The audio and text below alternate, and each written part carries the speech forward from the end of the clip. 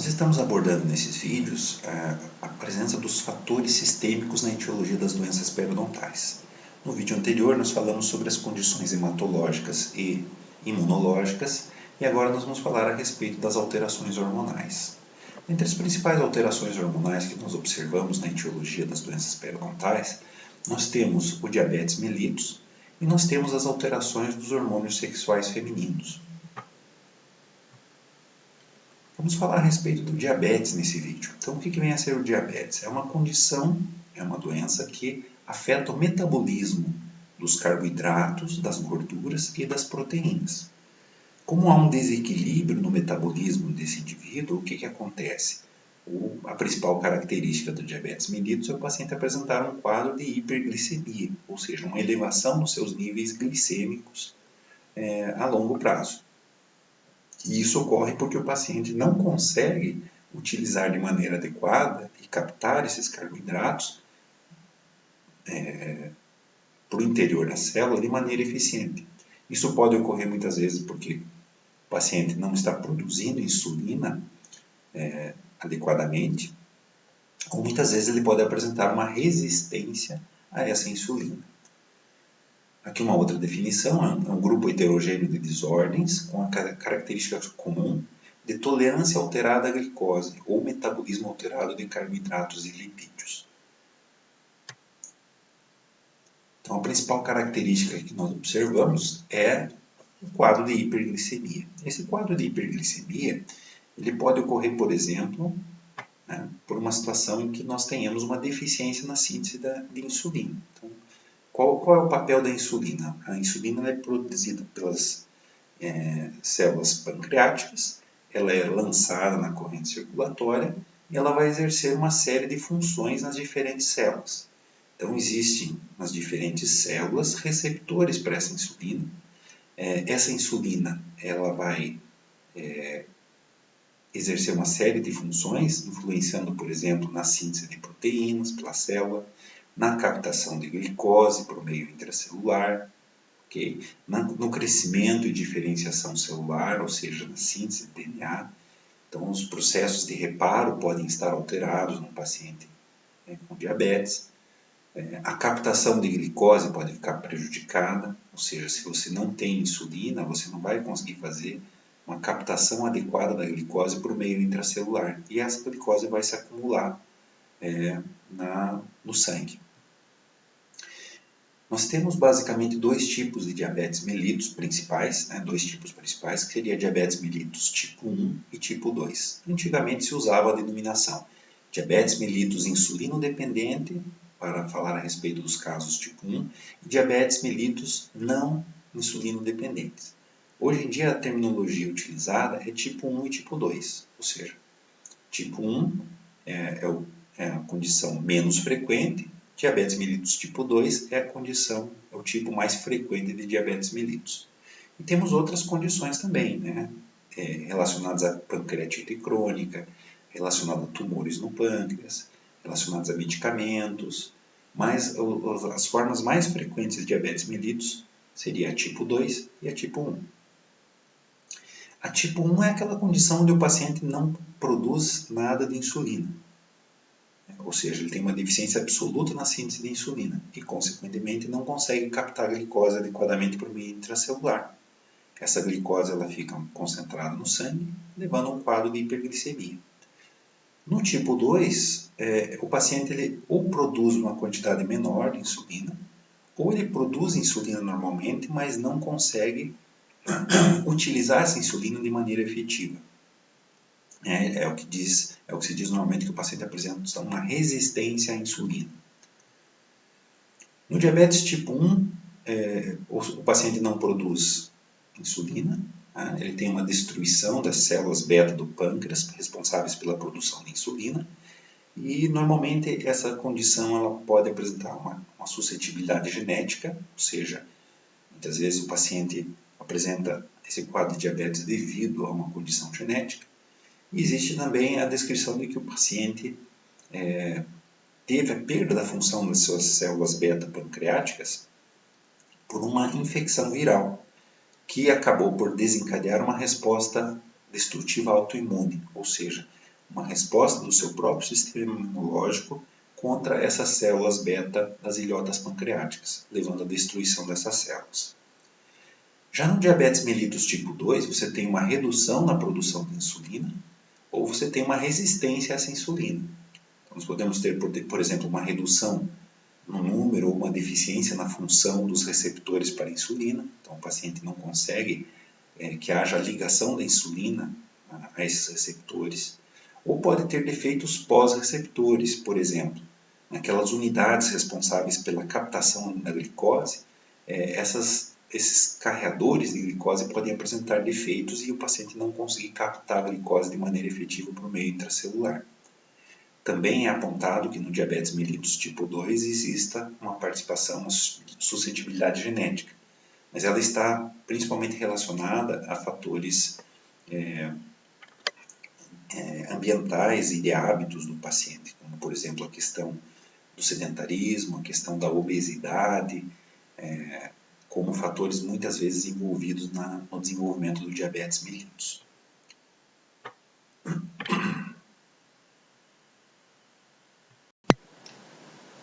Os sinais e sintomas mais frequentemente observados nos pacientes com diabetes mellitus seria a hiperglicemia, ou seja, uma elevação nos níveis glicêmicos do paciente. Então, considera-se que se nós tivermos um nível glicêmico, uma glicose de jejum acima de 100 miligramas por decilitro de sangue, nós já temos um quadro de hiperglicemia. O paciente também vai apresentar uma maior concentração de glicose na sua urina, o que é conhecido como glicosúria.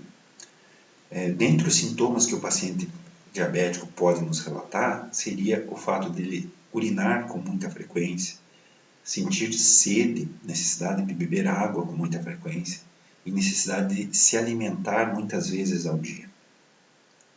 Em casos mais severos, a longo prazo, nós podemos ter o desenvolvimento de cetoacidose, bem como até mesmo o desenvolvimento de um quadro de coma diabético nos pacientes com diabetes mellitus.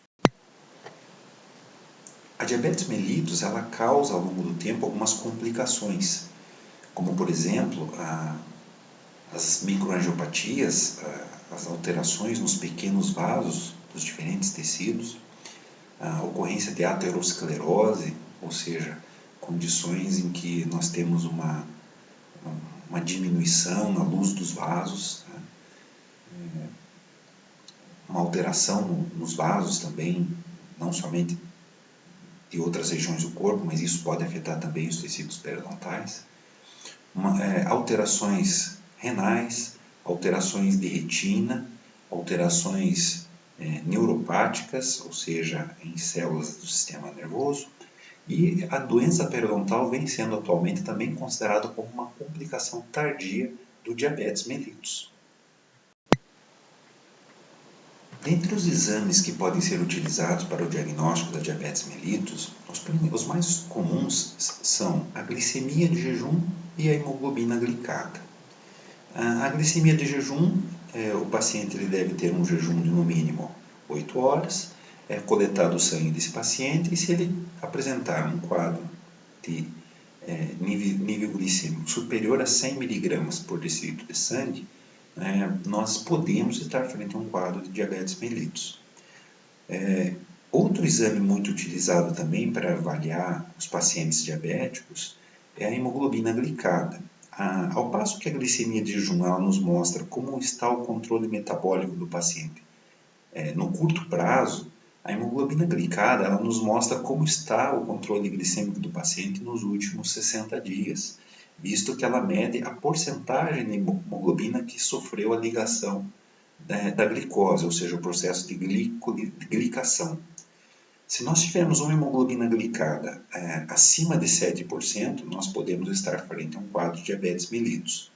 Então, é como se nós tivéssemos a glicemia de jejum como se fosse uma foto do paciente e a hemoglobina glicada como se fosse um filme do paciente, mostrando como ele tem mantido seus níveis glicêmicos nos últimos 60 dias, visto que está relacionado à vida útil da hemácia. Então, as hemácias elas têm uma vida útil em torno de 60 a 90 dias, Então, a quantidade de hemoglobina que sofreu o processo de glicação vai nos mostrar como esteve o controle metabólico desse paciente ao longo dos últimos 60 dias. Como a diabetes mellitus pode influenciar na doença periodontal? Basicamente, nós vamos ter uma maior severidade da doença periodontal nos pacientes com diabetes mellitus. Isso ocorre por quê? Porque nós temos, por exemplo, alterações na função dos seus polimorfonucleares, dos seus neutrófilos principalmente. Os neutrófilos do paciente com diabetes mellitus vão apresentar deficiências nas suas funções de quimiotaxia, de aderência e de fagocitose, ou seja, eles não vão responder adequadamente aos estímulos quimiotáticos para sofrerem o processo de aderência na parede do vaso e o processo de migração para o tecido, onde ele vai realizar sua atividade fagocitária. Então, os neutrófilos, os polimorfonucleares dos pacientes diabéticos, eles tendem a apresentar alterações nessas suas funções. Nós temos também alterações no metabolismo do colágeno. O paciente diabético ele tende a produzir uma maior quantidade de colagenase e uma menor quantidade dos inibidores teciduais dessas metaloproteases. Então, nós temos um desequilíbrio entre as metaloproteases que são produzidas, por exemplo, a colagenase, e os inibidores teciduais existentes para controlar essa colagenase. Então, há um desequilíbrio, há uma maior atividade colagenolítica e, portanto, como nós temos colágeno em todos os tecidos, tecido conjuntivo, gengival, ligamento periodontal, osso alveolar, nós vamos ter uma maior destruição desses tecidos. Um outro fator importante também é que os pacientes com diabetes mellitus a longo prazo, eles vão ter uma maior formação dos chamados produtos finais da glicolização avançada, ou abreviando AGEs. Esses produtos finais da glicolização avançada, eles vão se formar em consequência de um quadro de hiperglicemia existente a longo prazo. Então, o que acontece? A glicose se liga às proteínas de uma maneira irreversível e nós vamos ter uma formação desses produtos resultantes desse processo de ligação da glicose a essas proteínas. Essas AGEs, ou produtos finais da glicolização avançada, elas podem atuar em diversas situações. Tá? Por exemplo, nós podemos ter a ligação dessas AGEs ao colágeno dos vasos, tá? De maneira irreversível, promovendo um aumento na espessura da membrana basal desses vasos e um processo de diminuição na luz desses vasos. Então, nós vamos ter uma maior dificuldade de passagem de nutrientes e de células do sistema imune de dentro do vaso para o tecido conjuntivo. Além disso, esses produtos finais da glicolização avançada, eles também podem atuar sobre monócitos, macrófagos, células endoteliais, fazendo com que essas células produzam uma maior quantidade de citocinas pró-inflamatórias, com isso promovendo uma maior resposta inflamatória nos tecidos periodontais. Aqui nós estamos vendo uma foto de um paciente que era portador de diabetes mellitus já há alguns anos, e nós podemos observar ao exame periodontal que o paciente apresentava uma grande quantidade de biofilme e ele apresentava também a presença de bolsas periodontais, inclusive com supuração em algumas regiões. De uma maneira geral, nós podemos então dizer que os indivíduos com diabetes mellitus não controlados são indivíduos que vão apresentar com mais frequência quadros de gengivite, maior frequência de sangramento à sondagem, maior perda de inserção, perda óssea, recessão gengival, do que os indivíduos diabéticos controlados, bem como em comparação aos indivíduos não diabéticos. Então é importante nós também pensarmos como parte do nosso tratamento, nós estimularmos o paciente a manter níveis glicêmicos dentro do normal, visto que a resposta ao tratamento periodontal ela vai ser adequada, vai ser mais efetiva se nós conseguirmos que esse paciente mantenha níveis efetivos níveis glicêmicos efetivos dentro do normal. Os pacientes que não conseguem manter o controle da diabetes mellitus a longo prazo são pacientes que vão apresentar uma maior severidade e uma maior progressão da sua doença periodontal. Então, além das medidas locais da terapia periodontal, de controle de placa, como são pacientes de maior risco, são pacientes que devem ser submetidos a uma terapia de suporte mais frequente. E nessas visitas de terapia de suporte é interessante nós avaliarmos como estão os níveis glicêmicos desse paciente, que pode ser feito por meio da solicitação de exames laboratoriais, de glicemia de jejum e de hemoglobina glicada.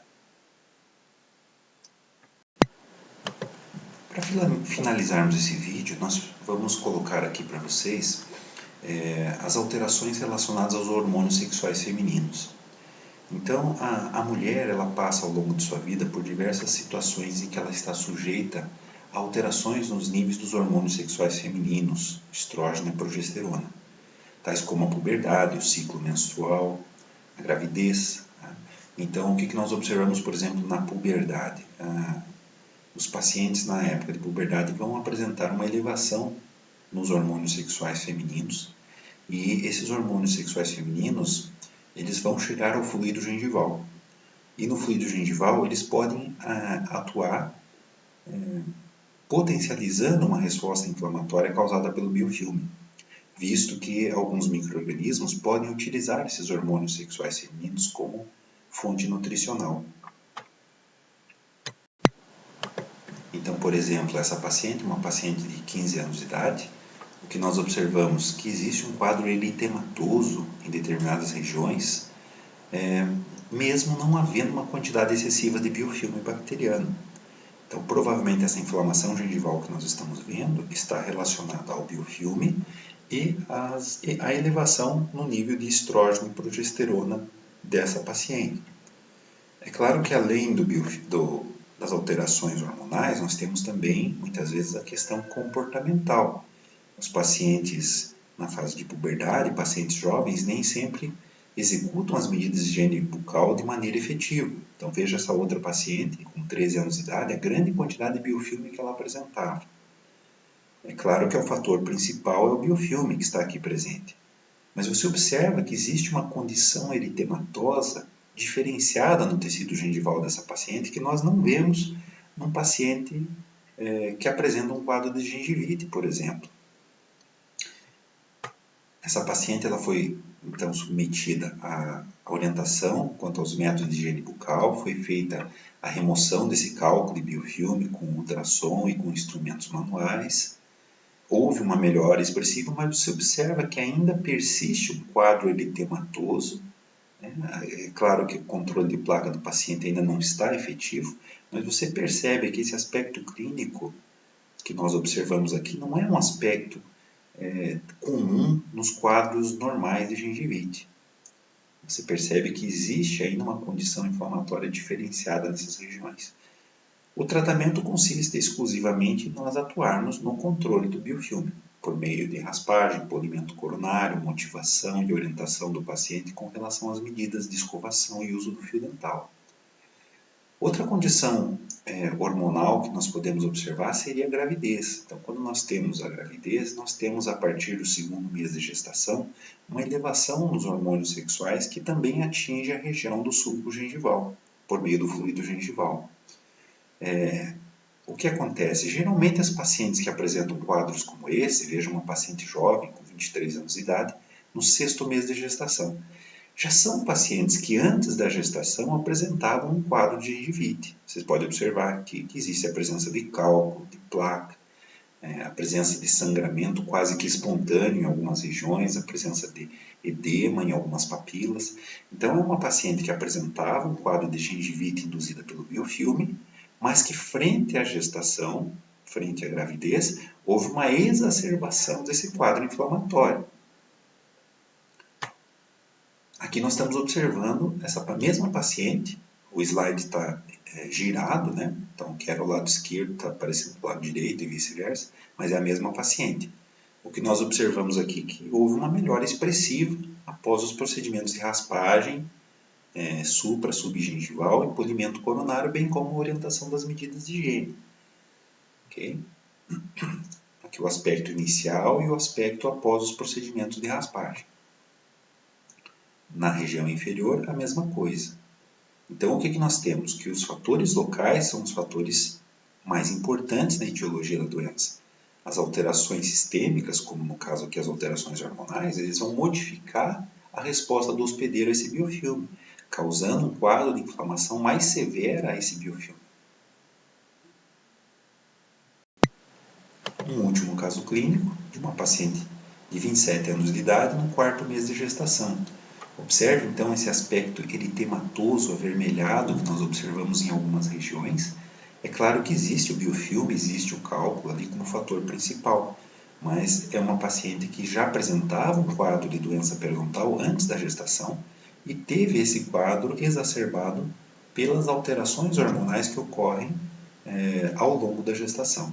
Muitas vezes a paciente não busca tratamento e após ela dar à luz, há uma melhora no quadro de sangramento em decorrência da redução dos níveis hormonais. Porém, o biofilme e o cálculo permanecem, porque não foram tratados, o paciente não submeteu uma terapia periodontal. Então, qual a conduta desses pacientes? A paciente estando no 2º trimestre de gestação, não há nenhum problema em nós realizarmos a terapia periodontal nessa paciente.